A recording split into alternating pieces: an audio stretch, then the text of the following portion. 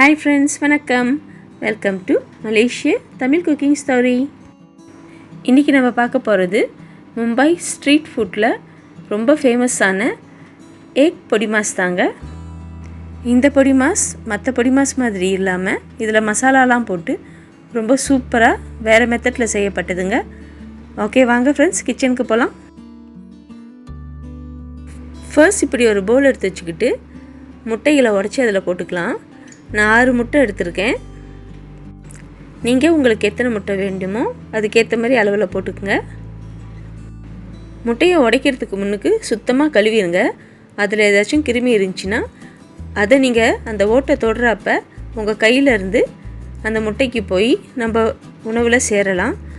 அதனால் முட்டையை எப்படியும் உடைக்கிறதுக்கு முன்னுக்கு எப்பயும் கழுவிட்டு அப்புறமா உடைங்க.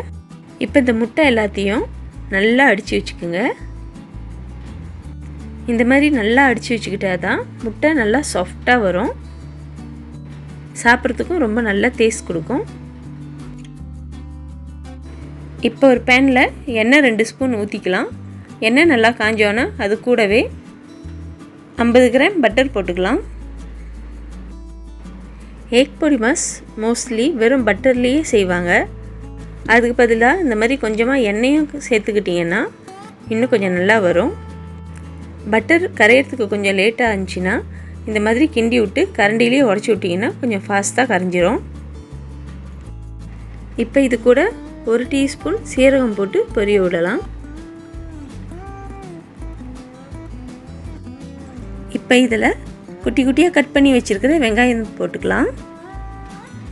நான் 1 வெங்காயம் போட்டிருக்கேன். வெங்காயம் இன்னும் கூடவே போட்டால் நல்லாயிருக்கும். ஒரு 2 வெங்காயம் இல்லை 3 வெங்காயம் அதிகபட்சம் போடலாம். இதுக்கு பெரிய வெங்காயம் தாங்க நல்லாயிருக்கும். இப்போ இது கூடவே ரொம்ப குட்டி குட்டியாக கட் பண்ணி வச்சுருக்கிற இஞ்சி துண்டுகளை போட்டு வதக்கிக்கலாம். இஞ்சியை இடிச்சிடாதீங்க, இந்த மாதிரி குட்டி குட்டியாக கட் பண்ணி மட்டும் போடுங்க. இப்போ வெங்காயம் லைட்டாக வெந்துருச்சு. இது கூட குட்டி குட்டியாக கட் பண்ணி வச்சுருக்கிற பச்சை மிளகா 1 போட்டுக்கலாம். அது கூடவே தக்காளி பழம், இதையும் குட்டி குட்டியாக தான் கட் பண்ணி வச்சுருக்குறோம். இதை போட்டு வதக்கிக்கலாம். நீங்கள் பச்சை மிளகாவுக்கு பதிலாக ஊசி மிளகா கூட போட்டுக்கலாம், இன்னும் நல்ல டேஸ்ட்டாக இருக்கும். பட் அதுவே சின்ன பிள்ளைங்களுக்கு கொடுக்குறதா இருந்தால் ஊசி மிளகா போட்டுறாதீங்க. இப்போ இந்த வெங்காயம் தக்காளி கூடவே உப்பு போட்டுக்கலாம். வெங்காயம் தக்காளி கூடவே உப்பு போட்டு வதக்குறப்ப தக்காளி இன்னும் நல்லா வதங்கிடுங்க. அதுக்கு தான் கொஞ்சம் பொருள் வச்சு தான் இந்த பொடி மாஸ் செய்கிறோம். இந்த சமையலுக்கு தேவையான பொருட்களோட லிஸ்ட்டெல்லாம் கீழே டிஸ்கிரிப்ஷன் பாக்ஸில் போட்டிருக்கோம். அதோட அளவுகளையும் கூடவே போட்டிருக்கோம். நீங்கள் அங்கே செக் பண்ணி பார்த்துக்கலாம். இப்போ இது கூடவே பச்சை பட்டாணி போட்டுக்கலாம். வாசம் இப்போவே கமகமன்னு வந்துருச்சுங்க. இதை நல்லா வதக்கி விடலாம். இந்த சமையல் ஃபுல்லாகவே அடுப்பை சிம்மிலேயே வச்சு சமைச்சு முடிப்போம். அதுதான் கரெக்டான பதமாக இருக்கும். அடுப்பை மீடியம் ஃப்ளேமில் வச்சா கூட ஓவர் குக் ஆகிறதுக்கு நிறைய வாய்ப்பு இருக்குது. அதனால் முடிஞ்ச வரைக்கும் சிம்மிலேயே வச்சுக்கோங்க. இதுவே எப்படி கொதிக்குது பாருங்கள். இப்போ இதில் கொஞ்சமாக மஞ்சத்தூள் போட்டுக்கலாம். வெறும் மிளகாய் தூளும் போட்டுக்கலாம். இப்போ நம்மளோட சீக்ரெட் ரெசிபி பாவ் பஜ்ஜி தூள், இதுவும் போட்டுக்கலாம். இது ஆப்ஷன் தாங்க, ஆனால் இது போட்டால் தான் சூப்பர் டேஸ்ட் கொடுக்கும். ஸோ முடிஞ்ச வரைக்கும் இது போட பாருங்கள். அப்படி இது கிடைக்கலனாலும் பரவாயில்ல, ஸ்டில் நல்லா தான் இருக்கும். இது எல்லாத்தையும் இப்போ நல்லா வதக்கி விடலாம். அடி பிடிச்சிடாமல் இருக்கணும், அதுக்காக வதக்கி விட்டுக்கிட்டே இருக்கணும். அப்போ தான் அந்த மசாலாவோட பச்சை வாசம்லாம் வெளியாகும். இப்போ மசாலா நல்லா வெந்து பச்சை வாசம்லாம் போயிடுச்சு. இது கூட இப்போ நம்ம அடித்து வச்சுருக்கிற முட்டையை எடுத்து ஊற்றிக்கலாம்.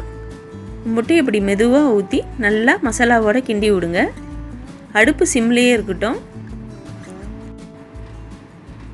இப்போ முட்டை பொடி மாஸ் செய்கிறதோட மெயின் சீக்ரெட் சொல்கிறாங்க. அடுப்பு சிம்மில் இருக்கா, அப்போ இப்படி மெதுவாக கிண்டி விட்டுக்கிட்டே இருக்கணும். முட்டை வேக வேக இப்படி நம்ம கிண்டி விட்டுக்கிட்டே இருக்கணும். கொஞ்சம் டைம் பிடிச்சாலும் இதுதாங்க சீக்ரெட். அப்போ தான் டேஸ்டான சுவையான ஒரிஜினலான முட்டை பொடி மாஸ் நம்மளுக்கு கிடைக்கும். இந்த மாதிரி தாங்க கிண்டி விடணும். லேசாக வேக வேக வேக வேக கிண்டி விட்டுக்கிட்டே இருக்கணும். அப்போ தான் அப்படியே முட்டை திரியாக நம்மளுக்கு கிடைக்கும். எவ்வளோ அழகாக வருது பாருங்கள். அப்படி இல்லாட்டினா திக்காக வந்துடும். அப்புறம் பொடி மாசுன்றதுக்கு அர்த்தமே இல்லாமல் போயிடும். அதனால் கிண்டி விட்டுக்கிட்டே இருக்கணுங்க. இன்னொரு முக்கியமான விஷயங்க, நீங்கள் இப்போ தான் ஃபர்ஸ்ட் டைம் நம்மளோட ரெசிபி வீடியோஸை பார்க்குறவங்களா இருந்தாலோ இல்லை இன்னும் நம்மளோட சேனலை சப்ஸ்கிரைப் பண்ணாதவங்களாக இருந்தாலோ இப்போவே சப்ஸ்கிரைப் பண்ணிக்கிட்டு பக்கத்தில் இருக்கிற பெல் பட்டனையும் கிளிக் பண்ணிக்கிட்டிங்கன்னா நம்மளோட எல்லா வீடியோஸும் உங்களுக்கு உடனுக்குடன் வந்து சேருங்க. அதோட இந்த வீடியோஸை உங்கள் ஃப்ரெண்ட்ஸ்க்கும் ஷேர் பண்ணி விட்டுட்டு ஒரே ஒரு லைக் மட்டும் போட்டிங்கனாலும் எங்களுக்கு அதுவே ரொம்ப மோட்டிவேஷன் கொடுக்குங்க. இந்த மாதிரி நிறைய சுவையான ரெசிபீஸ்லாம் எங்கள்கிட்ட இருக்குது. அதெல்லாம் உங்களுக்கு கூட ஷேர் பண்ணுறதுக்கு எங்களுக்கு இன்னும் ரொம்பவே என்கரேஜ்மெண்ட்டாக இருக்குங்க. ஸோ மறக்காமல் சப்ஸ்கிரைப் பண்ணிக்கிட்டு ஷேர் பண்ணி விடுங்க. Thank you friends. அப்படி உங்கள்கிட்ட பாவ் பஜ்ஜி தூள் இல்லைன்னா தானியா பவுடர் அரை ஸ்பூன், மசாலா பவுடர் அரை டீஸ்பூன், இது ரெண்டையும் போட்டு மிக்ஸ் பண்ணி விடலாம். நல்லா தான் இருக்கும். கூடவே கொஞ்சம் புதினாவும் போட்டுக்குங்க. அந்த டேஸ்ட் கொஞ்சமாவது வந்துடும். இப்போ நம்மளோட முட்டை பொடி மாஸ் எவ்வளோ திரியாக வருது பாருங்கள். இவ்வளவும் அடுப்பை சிம்லையே வச்சுக்கிட்டு செய்கிறது தாங்க. இப்போ கரெக்டான பதத்துக்கு வந்துருச்சு. இது கூட கொத்தமல்லி தாள் போட்டு கிண்டி விட்டுக்கலாம். இப்படி முட்டை பொடி மாஸ் திரியாக இருக்கணுங்க. அதுதான் பொடி மாஸ். இப்போ நம்மளோட சுவையான முட்டை பொடி மாஸ் ரெடி. இது மும்பை ரோட்டு கடையில் ஈஸியாக கிடைக்கிற சாப்பாடு. முக்கியமாக இது நம்ம வீட்டில் இருக்கிற குட்டீஸ்க்கு ரொம்பவே பிடிச்ச சாப்பாடுங்க. ஒரு தடவை செஞ்சு கொடுத்து பாருங்கள். அப்புறம் பாருங்கள் உடனே காலி ஆயிரும். ஓகே ஃப்ரெண்ட்ஸ், இனி அடுத்த வீடியோவோடு சந்திப்போம். அதுக்கு முன்னாடி ஒரு தடவை டேஸ்ட் பண்ணி பார்ப்போம்.